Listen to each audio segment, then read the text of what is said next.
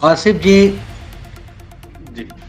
पत्रकारिता में जितने वर्षों में अभी मुझे लगता है कि पिछले 5-6 वर्षों से आप काम कर रहे हैं जी। और पत्रकारिता में आपने खासा नाम भी कमाया है। क्या पत्रकारिता करने में मजा नहीं आ रहा था, या सरकार की तरफ से इतना दबाव है पत्रकारों पर कि उन्हें जैसे पत्रकार निष्पक्ष होकर के काम करना चाहते हैं उन्हें काम करने नहीं दिया जा रहा है? क्या इसके चलते आपने सोचा कि मुझे भी चुनावी मैदान में कूदना चाहिए, व्यवस्था जो बनी हुई है उसका एक मैं हिस्सा बनूं ताकि मैं बदलाव ला सकूं? और एक कारण इसमें ये भी रहा होगा कि आपके मोहल्ले, आपके वार्ड में तमाम समस्याएं रही होंगी जो पिछले 5 वर्षों से, 6, 7, 10 वर्षों से लगातार उनको अनदेखा किया जा रहा होगा, कि ये भी बहुत बड़ा कारण रहा होगा। क्योंकि आप जागरूक हैं तो इस पर आप अपनी बात रखें। देखिए, तकरीबन 5 साल हो गया है मुझे पत्रकारिता के लाइन में, और जो भी जैसे बन सकता था लोगों की हमने मदद की, लोगों की सेवा की। वर्तमान जो हमारा वार्ड है, पैगम्बरपुर वार्ड है, तो तमाम समस्याएं वहां थी। हमारे घर के पास में एक मैदान पड़ा हुआ है, तकरीबन 20 बीघे के ऊपर है, और उसमें जल भराव होता था और तमाम गंदगियां वहां होती थी। तो पैगम्बरपुर हो, भट्ठा हो, वहां लोगों को दिक्कत होती थी। तो हमने उस चीज को मुहिम के तौर पे लिया। उसका हमने कई व्यक्तिगत तौर पे मैंने अधिकारियों से कहा, नगर पालिका संबंधित लोगों से मैंने कहा, उसके मैंने खबरों का प्रकाशन किया, और अन्यथा उसका असर हुआ कि आज उस ग्राउंड पे, हालांकि वो ग्राउंड जो है वो राजा महमूदाबाद और सत संपत्ति के बीच में फंसा हुआ है, लेकिन फिलहाल के लिए जी। पब्लिक उसका इस्तेमाल कर रही है, लोग उसको यूज कर रहे हैं।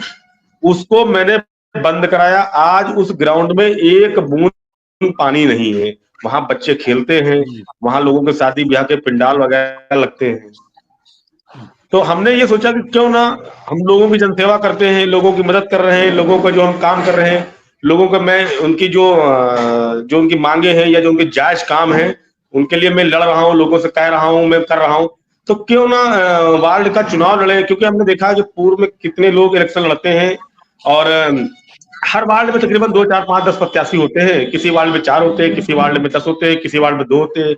लेकिन उनका विजन क्या है, उनकी सोच क्या है, वो क्या करेंगे? मतलब सभासद बन जाना और आप मोहर स्टाम्प ला के वो मोहल्ले के नाम से आप इलेक्ट हो जाएंगे कि हम इस वार्ड के सभासद हैं, यहाँ तक आप सीमित नहीं रह सकते हैं। आपके तमाम दायरे हैं, तमाम आपके काम हैं, तमाम वो सरकार की योजनाएं हैं। देखिए, सरकार की योजनाएं जो होती हैं, देखिए सरकार तो योजनाएं लखनऊ में बैठ के, दिल्ली में बैठ के बना रही है लोग, लेकिन जो निचले स्तर पे है, मतलब ग्राउंड स्तर पे है, जिसे गांव के ग्राम सभा प्रधान है, प्रधान को जानकारी मिलती, उस तरीके से हमारे सभासदों को जानकारी होना चाहिए कि सरकार की नगर विकास के तहत कौन सी ऐसी योजनाएं हैं कि अपने लोगों को हम फायदा पहुंचा दें।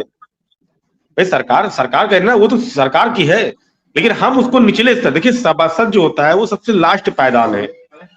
वार्ड का मतलब मुखिया और सबसे लास्ट पायदान है।